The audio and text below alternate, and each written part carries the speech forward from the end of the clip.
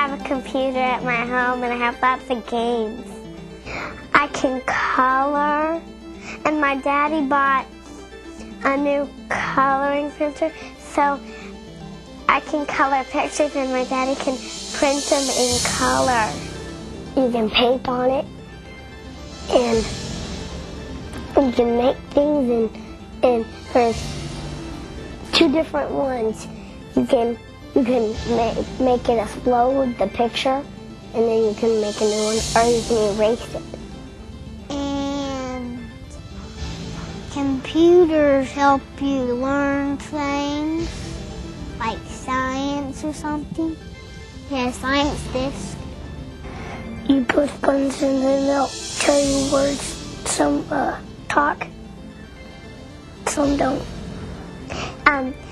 I know how to write my name from in computers. Yet, and I know how to push. I don't know how to push off. We have a mouse that we move it around, and we push a button, whatever color we want, and then we go up and we push the button again, and the color comes on where we want it. I went to a two-room school. It wasn't a one-room school, it was a two-room school. And the road was muddy in the winter and spring.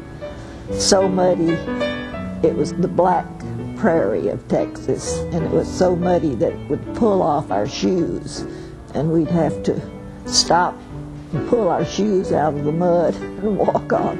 It wasn't 10 miles, it was only about half a mile, but it was a muddy half mile.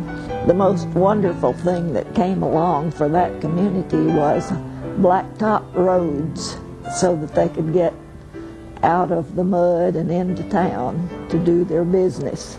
The memories that I have are mainly of what life was like back then, such as no electricity in our home, and we started out with kerosene lamps, and then we graduated to a gasoline lantern that you had to pump up and had wicks on it that gave much more light, but it was dangerous because of the gasoline, and we knew that. Everything was being invented back there, and of course I was around when the first cars showed up, and people were getting cars and things, and of course we finally got one. We got a Model T because they were the cheapest, and my daddy had to make more money than most of the other ranchers on account of he had such a big family. How about air conditioning? Oh, don't we love it? How about frozen foods? What's your favorite frozen food? You can have a real big choice, who knows? The place there with these plows, you had hold of the handles, and the horse would pull it just about a foot or a little over it each round they'd make. And we'd have to go out in the fields and get the horses when they'd be ready to work. They didn't have it as convenient as it is now. Honey Grove had a movie theater, and as I recall, it was a dime to get in and 5 cents for a bag of popcorn. And our biggest entertainment of the week was to go to town for what my folks called trading. They would take butter and eggs and trade for the rest of their groceries.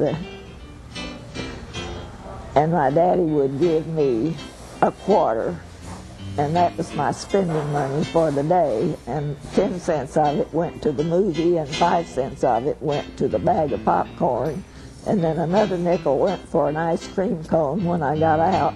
Well, I was in such a small town that we didn't go to them movies. I guess I was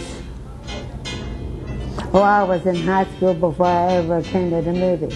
We were 12 miles from a movie theater. Besides, there were 10 of us kids, so we all worked till we left home. In the old days, the movie houses had news that they showed. They changed every week on the screen. Well, that's long since passed. You get the news how many times a day now on TV? Morning, noon, and night at least. Movies then was, we happened to be raised in the faith that didn't think very highly of theaters, so we had to kind of sneak and go to the theaters, but we could get in for 15 cents, and we went to quite a few movies, westerns, certainly different from what we have now. Batman and Robocop, Jurassic Park, Robin Hood, planes, trains, and automobiles. Oh yeah, the radio was something wonderful. Of course, we didn't get one right away, but first people that got them would invite us over to listen to them, you know, and things like that. When they first came out, and I believe it was about 1922, the first time I ever saw one, my sister and her husband bought one, and it had that long thing with where the dog's listening. The first one that came out. Well, we thought it was quite fantastic. I guess everybody did at that time. I remember my two older brothers had radio when it first came out in their bedroom, and they were really interested in science. So the main thing I remember is all the static that was on that radio, wondering why they enjoyed listening to it so much, but they did. My dad had that battery, had a big battery, and it didn't last very long. We played the dickens out of it. We first got a radio when Herbert Hoover was elected. My father worked in a grocery store. He was a farmer, but he worked in a grocery store. And that store had a contest, and my father won the contest.